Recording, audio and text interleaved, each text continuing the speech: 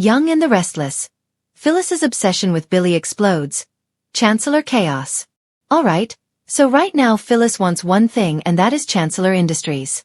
First, she was all about Abbotcom and she couldn't wait to get back to work after that awful kidnapping ordeal with Sharon Newman, Sharon case. But recently, Billy fired Phyllis because he doesn't feel she's in the right headspace to help him run the company, which is true. And it definitely looks like Phyllis needs to process her trauma so she can get past it. Billy, Daniel Romalotti, Michael Graziade, Sharon, and Nick Newman, Joshua Morrow, all gave her this advice. But right now, Phyllis is not doing that, and she won't listen.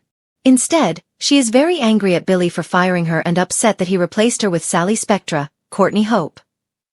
And now, Phyllis has invented this long con that she thinks Sally was running to replace her in Billy's life. Phyllis seems to be living in some sort of alternate reality. Like where she's the star and the main character and something. I don't know, a soap opera just about Phyllis herself. Phyllis targets Chancellor Industries with Dumas' help. And now she is focused on getting Amanda Sinclair, Miss Hale Morgan, to help her get her hands on Chancellor using her mystery boss Dumas on Young and the Restless.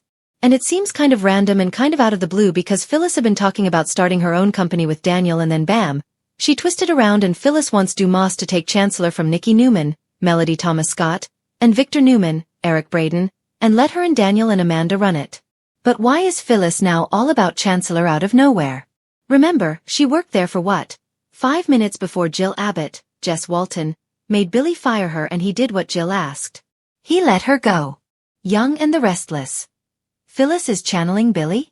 But now it's like Phyllis is channeling Billy with this plot to steal Chancellor from the Newmans.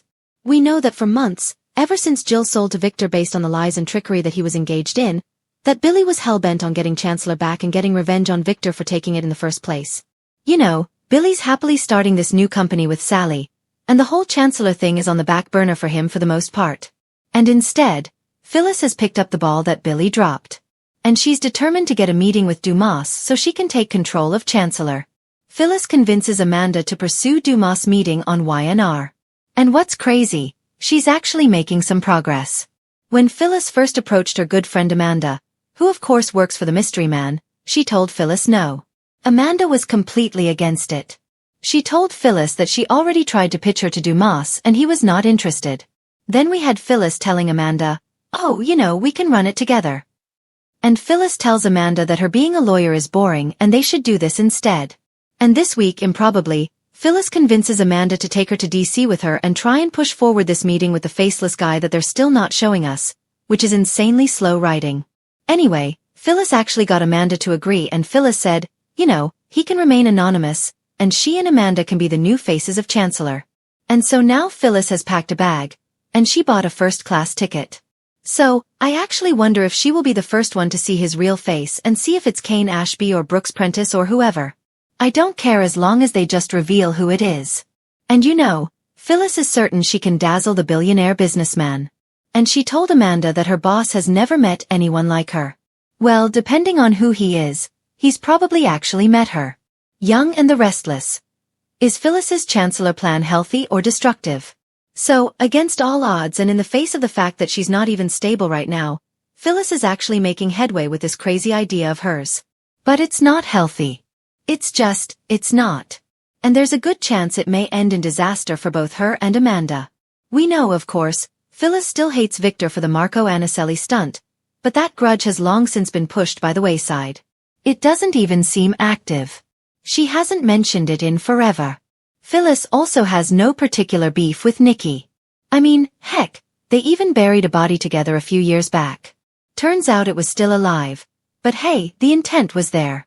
So, why is Phyllis all hyped up about getting her hands on Chancellor?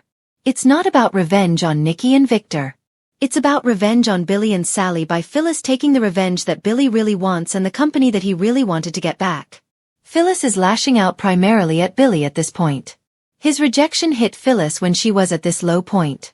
Even though Billy had her best interest at heart when he made the decision, but Phyllis and her delusions are completely Billy-centric right now, which seems to be foreshadowing her upcoming bad behavior. Plus, she has such an attitude about Sally. Phyllis's unstable state and potential weaponization on Young and the Restless. Also, there's just no telling what Phyllis may do. And now that Amanda has agreed to try and get Phyllis a meeting with Dumas, she might actually have a chance to run Chancellor.